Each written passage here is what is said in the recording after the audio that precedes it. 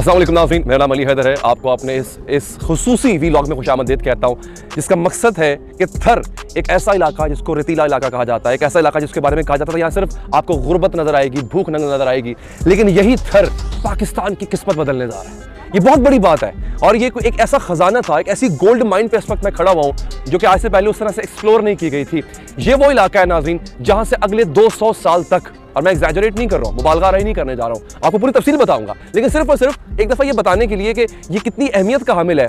अगले 200 साल तक नाज़रीन इस खित्ते से, जहाँ मैं खड़ा हुआ हूँ इस वक्त, यहाँ पे आप बिजली पैदा कर सकते हैं 200 साल तक। और ये आप जानेंगे, जब आपको फैक्ट बताऊंगा आप हैरान रह जाएंगे कि कितनी बिजली आप प्रोड्यूस कर सकते हैं। 1 लाख मेगावाट तक की बिजली अगले 200 साल तक आप इस सरजमीन से, जो कि थर में वाक़ है, यहाँ से प्रोड्यूस कर सकते हैं। आपकी जो कौमी ज़रूरत है ना, पीक जब गर्मियाँ होती हैं तब भी आपकी कौमी ज़रूरत जो है वो 26,000 मेगावाट से ज़्यादा की नहीं होती है। 1 लाख मेगावाट का मतलब ये है कि आप अपने हमसाया ममालिक को बिजली एक्सपोर्ट भी कर सकते हैं। अच्छा नाज़रीन, इसकी माइनिंग कौन कर रहा है? ये बड़ा अहम सवाल है ना कि इतने सालों तक ये खजाना हमसे छुपा कैसे हुआ था, फिर एक्सप्लोर कैसे हुआ, हमें पता कैसे चला, और अब कौन है जो इसकी माइनिंग कर रहा है? नाज़रीन, Sindh Engro mining coal company जो है वो इसको निकाल रही है, इस कोयले को निकाल रही है। यहाँ पे कोयला है, ये एक ऐसा कोयला जिसे काला सोना कहा जाता है। ये ऐसा कोयला है नाज़रीन जो कि अगेन अगले 200 साल तक आपकी तमाम एनर्जी की नीड्स को पूरा कर सकता है।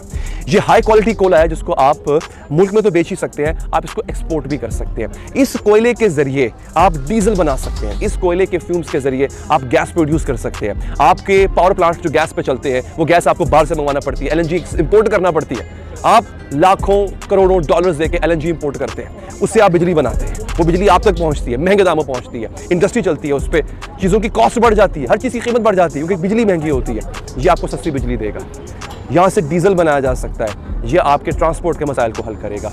और जब आपके मेन एनर्जी सोर्सेज के मसले हल हो जाएंगे नाजरीन, आप सोचिए कि 3 रुपये फी यूनिट तक भी आपकी बिजली आ सकती है। ये इस कदर इफेक्टिव मंसूबा है नाजरीन। इस पे काम किस तरह जारी है आइए आपको बता दूं। हमें अफसोस इस बात का होता है नाजरीन कि हमने अपने खित्ते को कभी समझा ही नहीं। अगर आप ये जान लें कि आपके इस मुल्क के खुदादात के अंदर कैसे कैसे खजाने छुपे हुए हैं, उसकी एक झलक मैं आपको ये दिखा रहा हूँ इस वक्त जहाँ पे मैं थर में मौजूद हूँ। आपके पास सऊदी अरब और ईरान दोनों ममालिक को मिला के ये वो ममालिक है जिनके पास गैस और तेल के बेशबहा ज़खायर हैं। और मैं आपको फैक्ट बता रहा हूँ, मेरे पास पूरा फैक्ट है, मैं आपको बताऊंगा अभी। इन दोनों ममालिक के एनर्जी रिजर्व्स को अगर आप एक्यूमुलेट कर लें, मिला लें, उससे कहीं ज़्यादा एनर्जी रिजर्व्स आपके पास इस जगह पे मौजूद है जहाँ पे इस वक्त मैं खड़ा हूँ। इंटरेस्टिंग बात बताता हूँ नाज़रीन, सऊदी अरब और ईरान से ज़्यादा ऑयल रिजर्व्स हमारे पास हैं। 50 अरब टन ज़्यादा ऑयल रिजर्व्स जो है वो हमारे पास है। 175 बिलियन टन जो है टोटल हमारे पास थर कोल के रिजर्व्स हैं। ये बहुत बड़ा स्केल है, इस स्केल पे काम हो रहा है आपके मुल्क में, ये खजाने हैं नाज़रीन।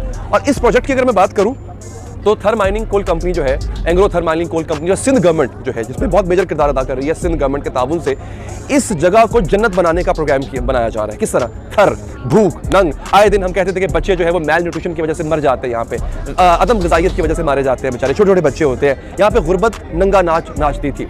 जब से यहाँ पे ये प्रोजेक्ट शुरू हुआ है, इन्होंने हज़ारों जॉब्स क्रिएट किए हैं। ये लोग वेलफेयर का काम भी कर रहे हैं, ये लोग स्कूल बना रहे हैं। उन स्कूलों में शायद ही थर का कोई बच्चा ऐसा होगा, कोई थरी बच्चा जो स्कूलों में ना जाता हो, इनके स्कूलों में ना जाता हो। फिर ये खवातीन को एम्प्लॉयमेंट दे रहे हैं, खवातीन को बिजनेस स्टार्ट करवा के दे रहे हैं, छोटी छोटी दुकानें खुलवाई हैं इन्होंने खवातीन के लिए।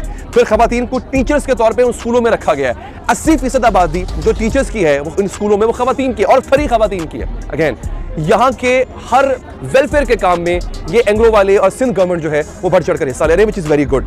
अगेन नाज़रीन, ये जो आप डंपर देख रहे हैं ना, मैं चाहूँगा मेरे कैमरे में आपको दिखाएं जरा डंपर्स। इधर आइए, एक बड़ी इंटरेस्टिंग चीज़ आपको दिखाने जा रहा हूँ इंशाल्लाह, आगे चल के आपको मिलवाऊंगा अभी। ये आप देख रहे हैं जो डंपर्स जो चल रहे हैं, ये खवातीन चला रही हैं। वो देखिए आप दूर तक जो डंपर्स बड़े बड़े चल रहे हैं, उस पूरी माइन के अंदर जो यहाँ पे इसकी माइनिंग हो रही है, इसमें 80% जो है वो खवातीन ड्राइवर्स हैं जो ये डंपर्स ऑपरेट कर रही हैं। तो ये बहुत बड़े स्केल पे काम हो रहा है नाज़रीन। हम आगे चलेंगे, आपको अगली साइट पे विजिट करवाएंगे, खवातीन से भी मिलवाएंगे जो जफाकश खवातीन है यहाँ की। आपने कभी सोचा था कि गाँव की खवातीन